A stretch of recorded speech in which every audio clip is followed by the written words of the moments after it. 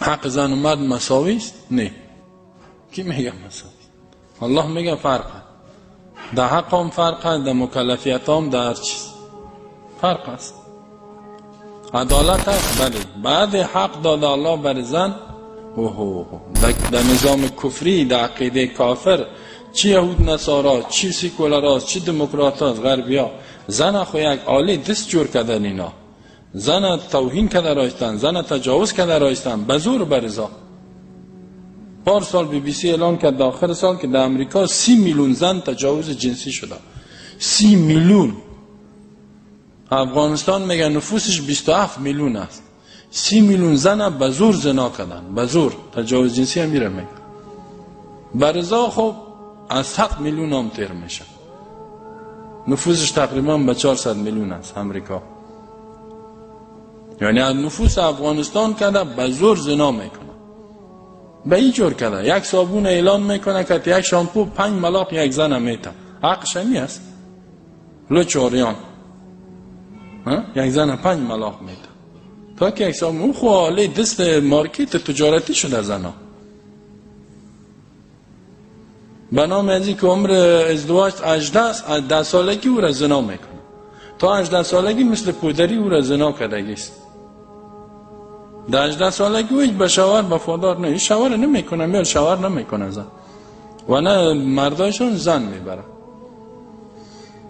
اوجا خو از انسانیت بر آمدن. زن هیچ پیشان حیثیت نداره. زن یک آله زنا و فحشا جورش کرده. خلاص. به می خاطر میگه بیرون برای آزاد باشه که ما استفاده کنیم. هدفشانی نمی است. در اسلام زن باید حق داره که یگان دفعه میگی که حقش مراعات شد. کاش که من زن میبودم. تا وقتی که در خانه پدر مادر نانش مصرفش همه چیزش سر پدر مادرش، سر پدرش. شوهر که کرد کل مصارفش سر شوهرش. از مریضی تا تداوی تا لباس تا موتر آمست این دریور است. خانم بالا میکنه ایجا ببر اوجا ببر، نان بیار او بیار روغن بیاری. خان ورششتگیست.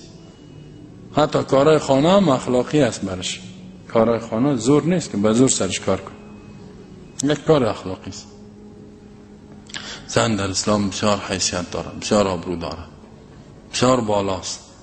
مردم میگه آرد خلاص شد، روغن خلاص شد برین. ولی کافرها سر زن میگه تو 8 صبح تا 4 کار کن. خودی زنا خود در مصیبت انداختن. خود این زنا صبح برای 7 شب بیا. حتی عاملا می باشه زور زده روانه. قسم چی گفت؟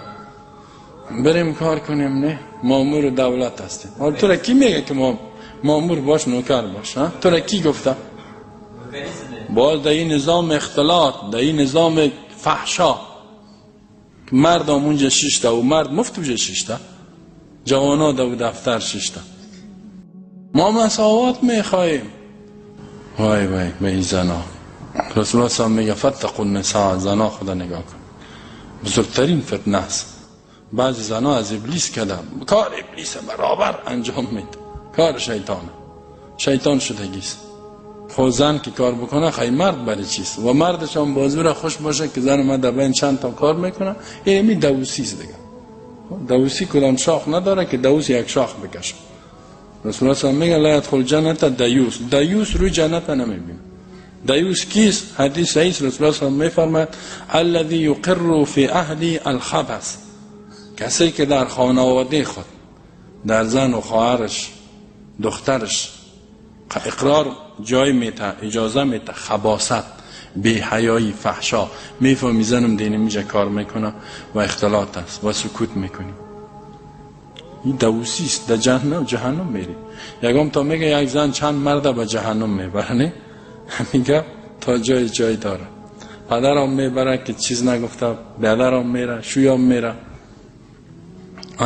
برادرم میره، بابرم یعنی چند مردی به جهنم میبره زیرا یا سکوت میکنه. 3 نفر میگه در جنت روش نمیبینه. یکیش دیوس است. دیوس در عربی، در فارسی ما شما میگه دوس دلانه، دوس دلانه که میگه. در حدیث دیوس آمده. یا در زن بگو که اگر زن که میگه نه من میرم ما آزاد هستم می، او تو زن نگاه کردنش گناه است. بگو یک طلاق بده به مرزا الله، بگو برو یک طلاق دادیم تگه اسلام میشه نه اول بفهمونش یک ماه دو ماه حکم اسلام نیست اول بازی نظام است خلط ملت اختلاط از همیشه زن که تا جای میره مردم ده قسم گپش میزنه پس که میام مردم هم پرزا چی را میگه پرزا برو نه گپ ده و در دفتر که باز بشینی دیگه ای بسیار خطرناک است اینجا خلط و ملت شدن و رفتن بفهمانش که نشد بر رضای الله 3 طلاق نتیوش کده باشی خب در اسلام یک دانه یک طلاق بتین همین کفایت میکنه اطلاع شد نشد میره خودش 3 ماه عدتش که تیر شد اگه عیز میدید خلاص اگه حامله بود حمل خدا وضع کنه برو دیگه ای تو زنای بی حیا را مرد که دویس بسازه چی کنی و می خاطر ما میگیم که زن مسلمان فصفر به ذات دین رسول الله هم میگه دیندار بگی بی دین بود تبایت میکنه زن بی دین تبا میکنه حالی کافر آمده حقوق زن چرا مردش گپ نمیزن ها میخواد که زنای خودشان فاحش به حیا به حد به حیا شد که زن و عروسی میکنه زن با زن ولی همین زنا رو ممتون میکنه هدفش اینه دیگه هیچ کدام هدف اینه در اسلام حق زن بالاست اینال حکم الله را بیان کو عمل کو در قصه کافر نشو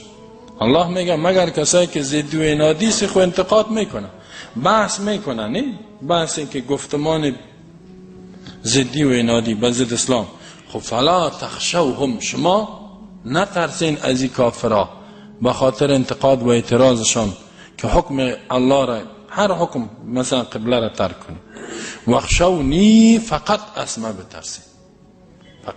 بترسین الله میگه که باز پیش من میایین مرگ و زندگی و همه چیز سعد بتا بکشید چه قسم حالت بیاره این الله میاره الله که حفظت کنه هیچ کسی تو را چیز کردن نمیتونه کل دنیا جمع شو بر ضرر رساندن